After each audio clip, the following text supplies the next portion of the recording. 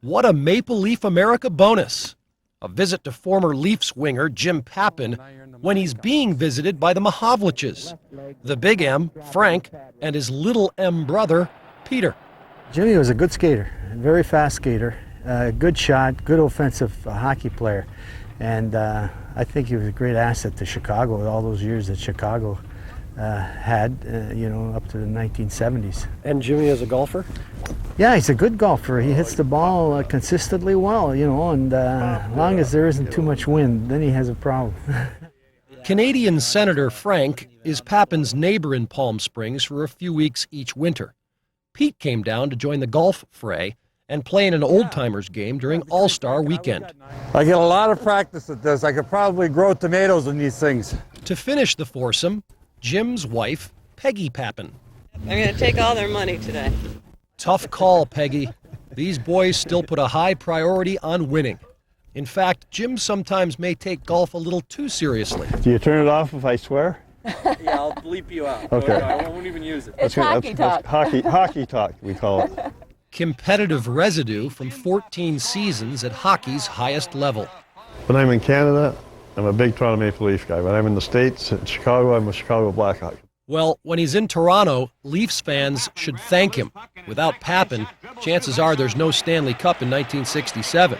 In 12 playoff games, he had a then record 7 goals and 15 points, compared to Conn Smythe Trophy winner Dave Keon's 3 goals and 8 points. I was the leading scorer, but Dave Keon already put in 7 years in Toronto, and was their best check. I mean, he shut down John Beliveau, Makita, all the big centers. His job, he had to shut them down, and he was probably the biggest reason, why we did win. I mean, you have to score goals to win. I understand that, but Davey Keon understood the game, how to win when he was 20, 21 years old. But Davey Keon's one of my best friends, and Maple Leafs, without him, could have won any of those Stanley Cups. That's how I look at it. They could have traded anybody else off that team, which they did later on with Duff and Nevin and all that stuff. But if they had ever got Davey Keon, they would have never won any of them. So how I look at it is, sure, I might have won the Conn Smythe Trophy, but I'm happy that David did.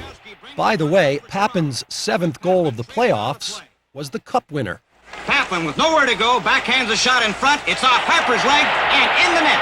I remember carrying the puck over the blue line, and I went on my off wing because I saw Peter Stamkowski go into the net, because Peter was a big fella. He's 215 pounds, and he always went to the front of the net. I knew he was going there, so I just took a wild backhand, actually a pass.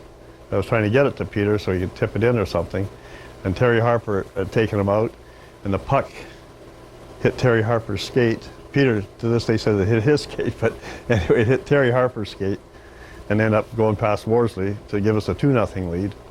They actually did give the goal to Stamkowski at the time, but then when they looked at it later, they changed it. They changed it like 5 minutes later. But anyway, Peter still wants credit for it, but it's too late now. For such a successful playoff point producer, fans will discover a highly unusual quirk in the Jim Pappin record book. All 5 years he was in Toronto, he was also sent down to play with American League Rochester. Punch Imlock and 2 or 3 others owned the Rochester American, owned the franchise. So I think he was a handicapper. He saw that the Leafs weren't going to do well in the playoffs. He'd always send Larry Hillman and I down to Rochester, because they always kept good teams down there also. So we ended up being lucky. We ended up playing on 3 championship teams in Rochester and 2 in Toronto. So from 63 to 68, I played on 5 championship teams. 5 championships is nice, but playing full-time in the show is even better. Probably the reason Jim was pleased to be traded to Chicago in May of 1968. 7 full-time NHL seasons would follow in the Windy City. Moments later, Jim Pappin races out of his own end and is about to score on one of the most artistic goals of the playoffs to give Chicago a 1-0 lead. You won't see many like that, so let's see it again. Dennis Hall is my best friend today. We got along. I played in the same line for 7 years there with Pitt Martin, who's also. We were such a tight, close-knit group. It's a shame we didn't win the Stanley Cup. We got beat by Montreal twice in the finals, but once in 7 games. And I remember more about losing in Chicago than I do about winning in Toronto. That's the strange part of it. You never remember the good times, but you remember when you get beat, because I know it's hard to explain to someone when you lose a 7th game, by 1 goal.